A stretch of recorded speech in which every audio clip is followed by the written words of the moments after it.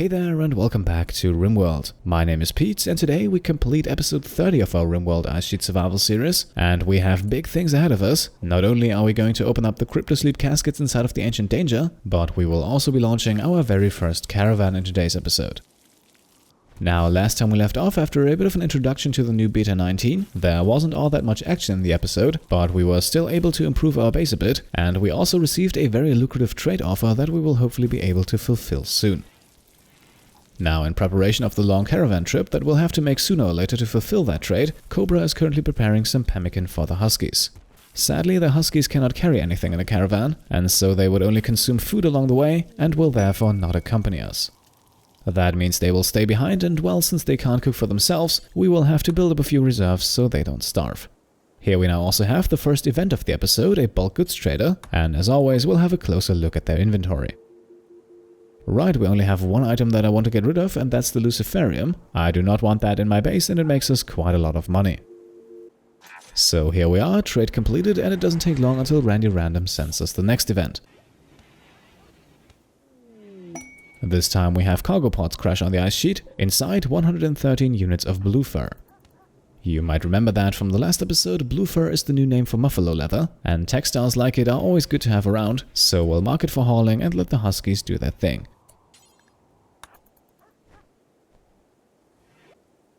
Now in our small cooking and crafting area, you can also see we are slowly running out of meat, so we will now have Cambiar butcher the 2 remaining buffalo corpses, which will not only increase our meat supplies again, but it will also produce additional blue fur, adding to what we just received.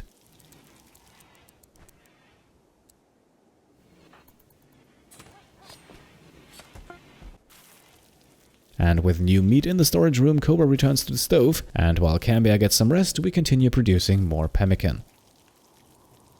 The estimated travel time for our small caravan will roughly be 8 to 9 days, and so to stay alive our huskies will require something between 400 and 500 units of pemmican, so we still have our ways to go. Once the cooking session is finished, however, we are up to 437 pemmican, which will definitely be enough to keep the huskies fed for a while. Around noon then, Cobra has already made his way off to bed, and I think it is now finally time for the thing you've been waiting for. 4 cryptosleep caskets inside of the Ancient Danger still lie unopened. We have a fairly good entrance point here near the casket at the top. All 4 inhabitants, if there are 4, will very likely suffer from cryptosleep sickness, and so I think sending Cambiar out on his own to open the first casket is not too risky. If anything pops out that we don't like, we can quickly retreat back around the mountain, and thanks to Cambiar's jogger trade, he should be able to outrun most of his potential opponents. Alright, here we are, 4 hostiles and a few bugs as well. 2 of them seem to be injured already, but I think our first priority here should be to get Cambiar back into safety, and then we'll take a closer look at what we just uncovered.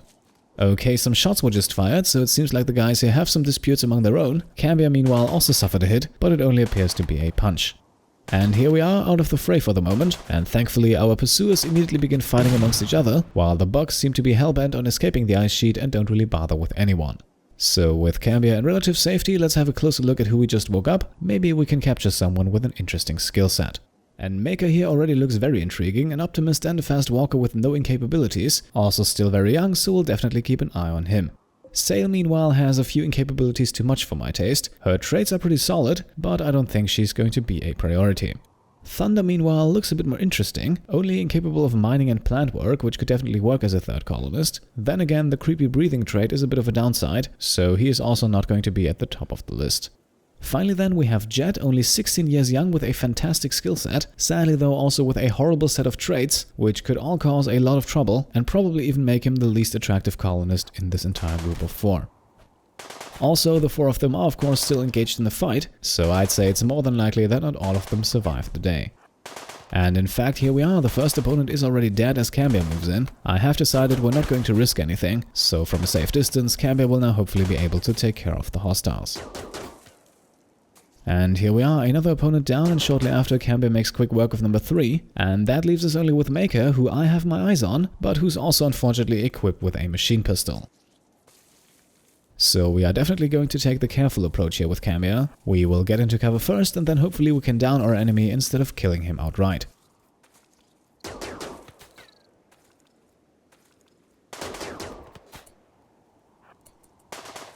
Alright, once more back into cover, and we should have enough time to tend Cambiar's bruise here. As you can see, it is slowing him down a bit, and that is not exactly useful for our hit and run tactics.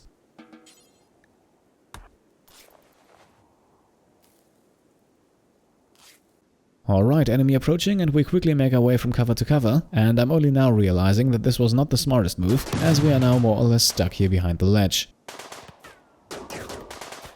Thankfully though, accuracy does not seem to be too precious of a commodity in this firefight, and so Cambiar does actually remain unharmed here.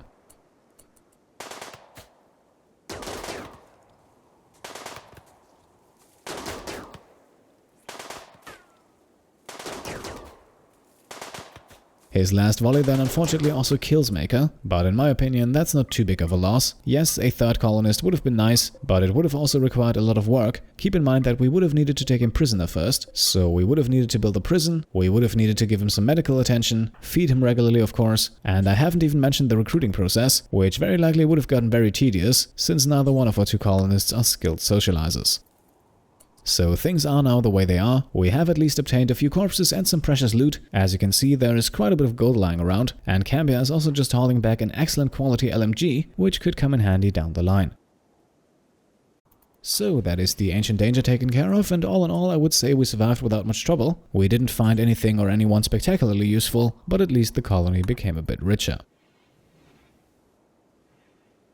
For the remainder of the evening, we will now have Cambiar, Cobra and the Huskies haul everything back into the base. The first priority are of course the weapons and corpses, since they deteriorate when left outside. Unfortunately though, in the case of the corpses, they cannot be hauled by the Huskies, so Cambiar will have to stay awake a little longer than usual today.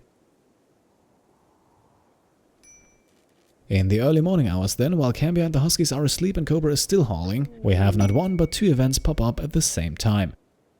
First, we have a small group of cougars wander across the ice sheet, but we have enough meat for the moment I think, and in larger numbers they could become a problem, so we'll just leave them be. However, after the trade request last episode, we now have another world map quest. In this one, an injured refugee is requesting our help. Quinn here is wounded, unable to move and will die in 15 days. However, if we rescue her in time, she will join the colony. So we'll keep that in mind, the time window is pretty generous here. A look on the map here also tells us that there is quite a bit of distance between us and her, while this location right here, where we can complete our trade, that is a bit higher on my list, at least for the moment. Back inside of the base, a sleeping Cambiar is already fully healed again, and with that the final aftermath of our small firefight is officially over. After a bit more rest, Cambiar then once again gets working, and we are digging out another section of the mountain, because after quite a few comments on the last episode and after seeing the heavily increased effects of food poisoning, I think it is now finally time we build ourselves a separate kitchen area. The main problem with our previous kitchen was mostly that we also butchered in the same room. There was also a lot of traffic going in and out of the room, and that often left it a bit dirty. And the cleanliness of the room is one of the driving factors behind the food poisoning chance. Apart from that, we also have a few other improvements that we can make to our cooking setup, so let's get on with it. The layout of the room is now finished and we can haul stove and chair over, and as you can see I have also created 3 stockpiles around the stove. The first one here, that is going to be for vegetarian ingredients, and for us that will mostly be rice, and the one below is for meat, however at least for the moment excluding human meat. The one behind the stove then, that is for meals, which can now easily be dropped there and are easily accessible from our dining area. As you can see, I've also installed a bigger lower priority stockpile, where meat and rice can already be stored until they're needed at the stove. As Cambiar installs a light here, we can also see that Ruby is pregnant once again, and who knows, with our current food situation we might even keep one of her offspring, which would then also allow me to pick the first name from the naming rights tier from the Patreon, which I actually introduced just yesterday, and if you're interested you can find the link in the description and the comments. After a bit more hauling, the new kitchen area is now filled with our meat reserves. Meanwhile, with excellent timing, Cobra also gets some rice harvested. But before we actually start cooking, let's smooth the walls of the new kitchen a bit. Otherwise, I'm afraid that the room will be perceived as pretty ugly, and that will of course give the appropriate mood penalties, which can be easily avoided this way. On the topic of sterile tiles, by the way, in Beta 19 those are now locked behind a research project, a project that we do not have unlocked yet.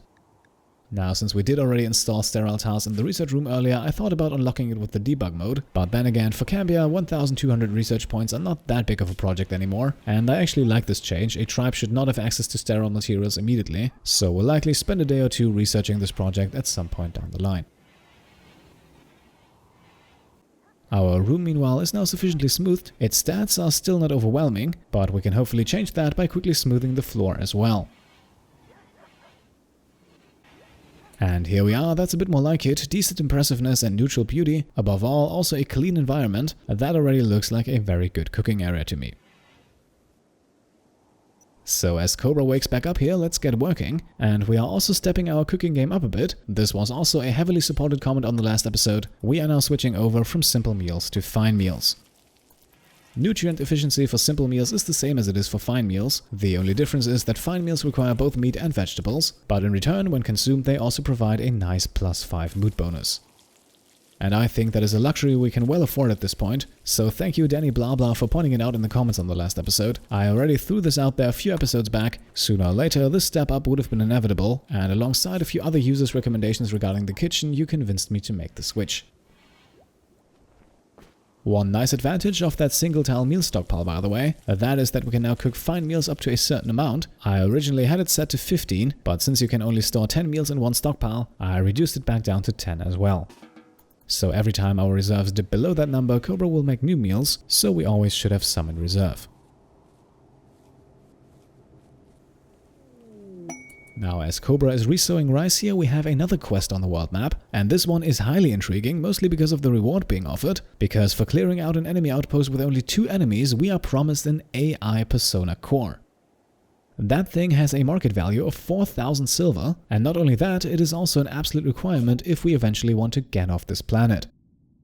A look at the map here shows us the location is fairly close by, but we also have to walk through a bit of mountain to get there. So it will once again very likely take us a few days, but we also have a 12-day time window. Back in the base, meanwhile, another improvement to our cooking setup. We are now installing 2 sandstone stools underneath the vegetable and meat stockpiles.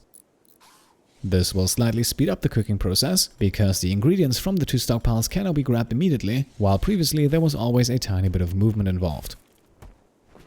And as Cobra resumes cooking here, you can see it in action. No more movement whatsoever. Ingredients go straight to the stove where they are processed.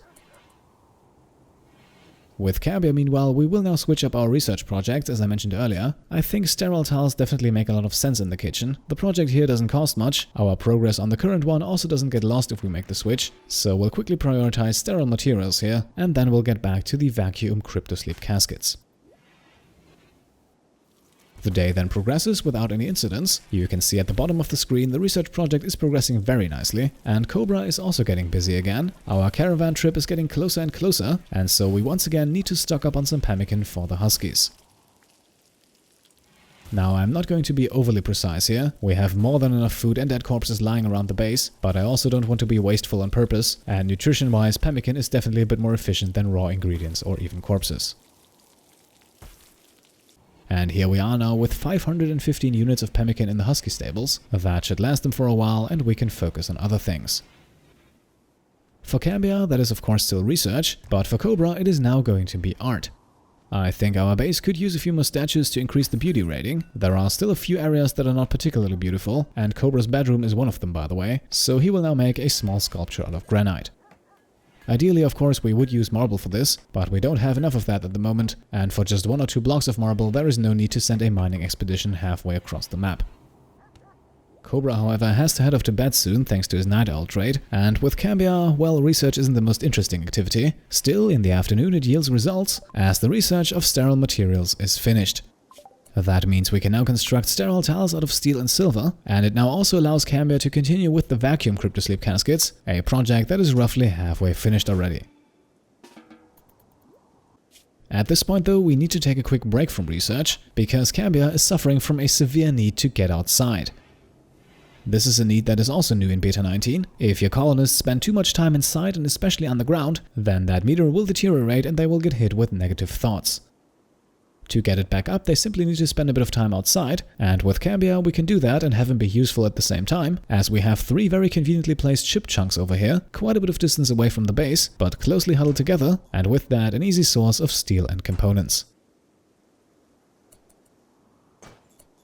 After a quick pemmican snack, Cambiar hauls 1 load back to the base, while the huskies are already on the way for the rest.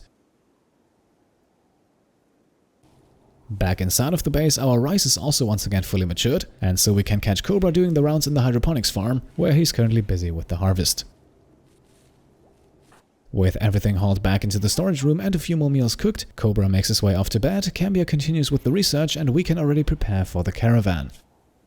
A caravan packing spot is a useful addition, and we'll place it close to the entrance of our base, as that is where the caravan will eventually assemble and gather their supplies. With Cobra awake again, we then start making more fine meals, even though we already have 10. The reason for that is very simple. The trip over to the trading spot will take us a while, and 10 meals will not be enough to make it there without starving. So we will now use up all the rice we have in storage to make as many fine meals as we can, which will probably be slightly over 30, and that should hopefully be enough to get us to our destination and back. Around midnight then, we also see the alert that we need warm clothing. Yes, despite the fact that Cambiar is wearing a buffalo wool parka, his minimum comfortable temperature is only at -51 degrees.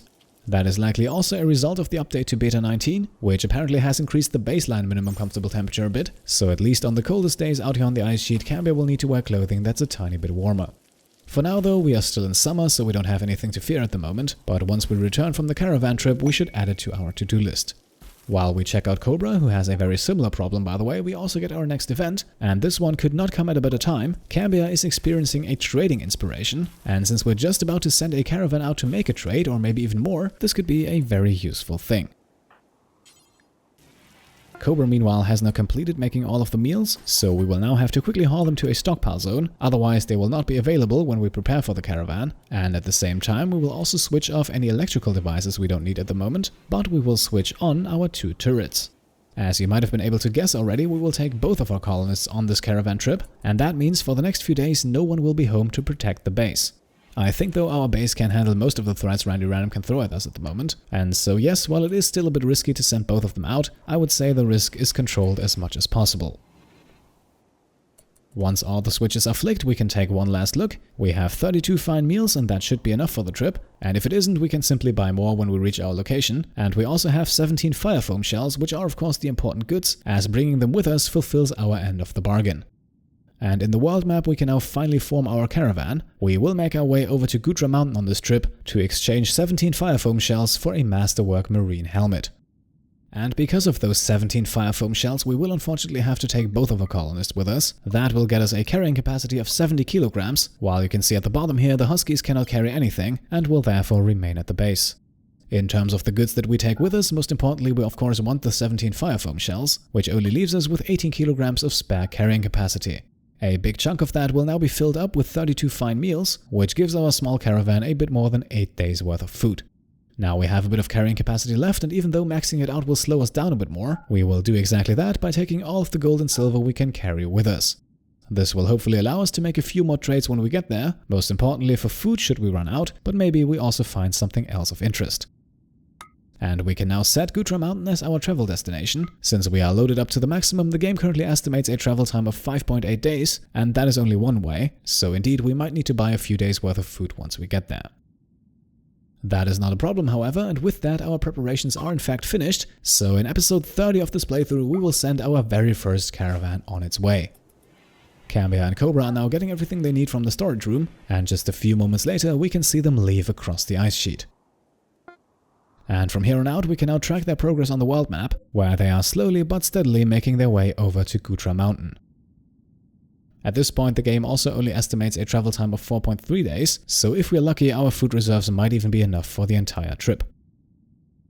With this screen right here we can also follow the basic needs of our 2 colonists. They will eat whenever they're hungry, taking from the reserves they have with them, and here you can see it around 10 o'clock in the evening they will stop traveling to get some rest. And with both the caravan and the huskies back at the base fast asleep, we will now also make the cut in today's episode. Next time we will hopefully see our 2 colonists successfully complete their journey, and who knows, maybe we even launch our very first raid against that bandit outpost. For today though, we'll wrap things up right here. As always, I hope you enjoyed the episode, and if you did, then I would be happy if you could leave a thumbs up, but you can also support the channel further by either subscribing if you haven't already, or by supporting the Pete Complete Patreon. Thank you all for watching, and I'll see you next time. Cheers.